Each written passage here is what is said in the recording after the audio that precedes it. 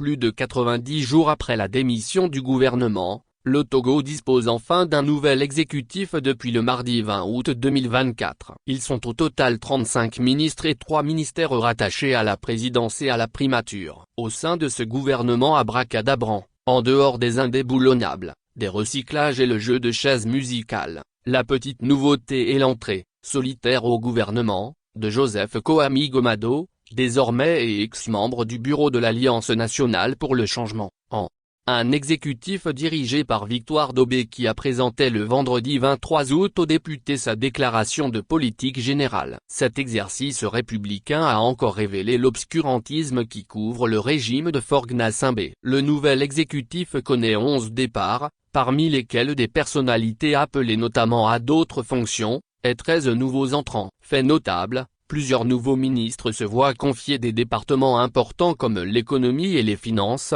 la santé et l'hygiène publique, l'économie maritime, les mines et l'énergie, ou encore l'enseignement supérieur et la recherche.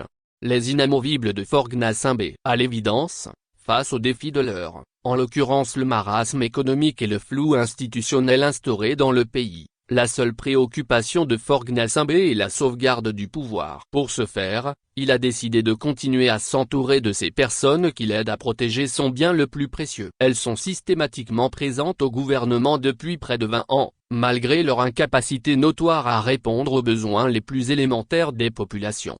À commencer par la chef du gouvernement, nommée pour la première en 2008 et qui depuis a été systématiquement reconduite jusqu'à sa nomination à la primature en 2020. Nous y reviendrons. Dans le cercle des ministres carriéristes, on note également la reconduction de Gilbert Bavara, Sina Alosson, Galda Mehan Yark, et Robert Duss. Ces 4 proches du chef de l'État cumulent respectivement 17, 14, 12 et 11 ans au gouvernement. En effet, au Togo, tout se passe comme si certaines personnes sont indispensables à l'existence même de l'État. C'est-à-dire que sans elles, l'État ne survivra pas. Dans ce gouvernement de mêmes personnes comme déploré par Nathaniel Olympio, le fait marquant reste la nomination d'Isaac Chiakep, porte-parole de l'Union des forces de changement, UFC, dont le parti dispose d'un accord avec le régime de Faure Gnassingbé et l'opposant et maire de la commune Golfe Koami Gomado. Ce dernier a succombé au chant des sirènes en rejoignant le camp des oppresseurs, a indiqué son parti,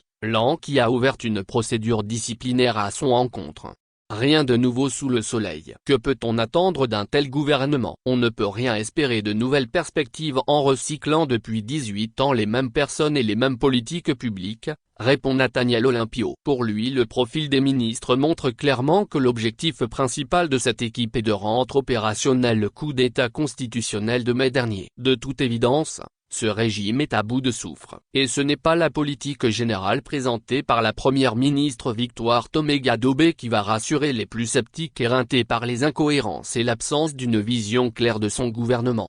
En effet, la native de Badoub a présenté devant l'Assemblée nationale, vendredi, 23 août 2024, les prétendues grandes priorités de son gouvernement. Mais cet exercice de style s'est transformé en un sandwich indigeste. Au cours de sa prise de parole, la chef du gouvernement a longuement vanté le bilan de son équipe depuis 2020. Un annuaire de chiffres à la sauce de la gouvernance hors sol de Faure Gnassingbé et sa petite minorité. Une déclaration de politique générale creuse telle qu'elle ressemble à s'y méprendre au produit d'une intelligence artificielle. Et pour cause. La rhétorique est si mécanique, automatique et prévisible qu'on pourrait la croire générée par un ordinateur. Selon Victoire Daubé, la feuille de route gouvernementale 2025 adoptée par son équipe en 2020, après 75% de délai d'exécution, des avancées significatives ont été observées. Des actions d'envergure ont été engagées en vue d'amoindrir l'impact de ces chocs, et de renforcer la résilience de nos concitoyens. Il s'agit des mesures économiques et sociales d'amélioration du pouvoir d'achat face à la cherté de la vie, notamment la subvention sur les engrais,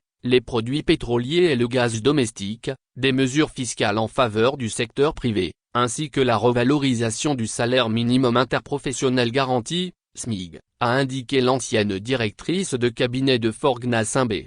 Des incantations qui dénotent de l'amnésie du régime togolais, tristement célèbre pour sa capacité à peindre les sombres réalités du pays en rose. En effet, l'économie togolaise exsangue est sous perfusion permanente de la Banque mondiale, du marché régional et Fonds monétaire international, FMI, depuis plusieurs années. Vendredi, au moment où Madame Durbe présentait sa déclaration de politique générale devant les députés, le Togo était encore sur le marché régional de titres UMOA pour solliciter 30 milliards de FECFA. Depuis le début de l'année, le pays a déjà touché un montant total de 564 milliards de FECFA. Contrairement à ce qui se passe dans les autres pays de la sous-région, au Togo les populations ont du mal à voir les projets financés par ces fonds, surtout destinés au financement des projets de développement. Le Togo continue de rencontrer des difficultés, dont un accès restreint au financement à la suite du resserrement de la politique monétaire des pays avancés, des problèmes d'insécurité persistants à la frontière nord,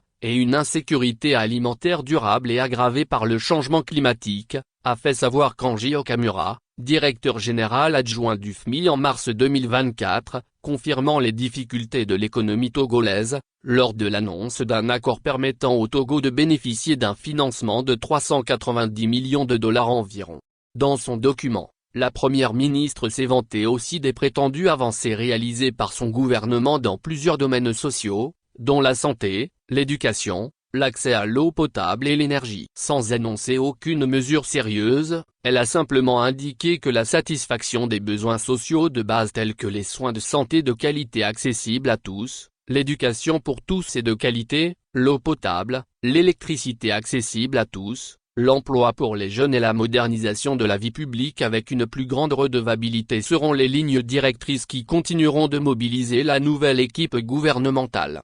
C'est un secret de polichinelle que le secteur de la santé au Togo est surchargé par de nombreuses difficultés auxquelles le gouvernement peine à trouver des solutions depuis de longues années. Du manque de personnel au matériel en passant par des infrastructures, l'hôpital public est dans un état comateux. La contractualisation brandie comme la panacée s'est finalement révélée inefficace. La dernière enquête de Afrobaromètre sur le secteur en est une parfaite illustration. La majorité, 56%, des Togolais se disent insatisfaits des performances de leur gouvernement en matière d'amélioration des services de santé de base, a noté Afrobaromètre dans une enquête publiée en juillet 2024.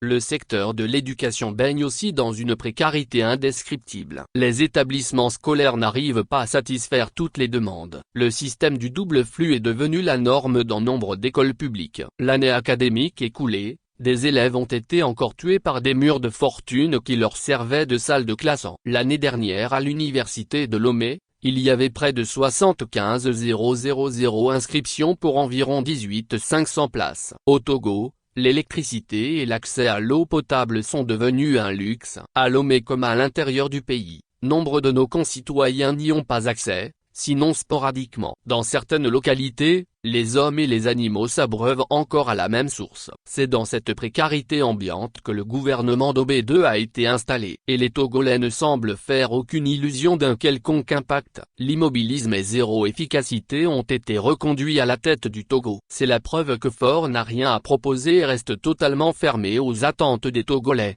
a déploré un compatriote dans un média de la place.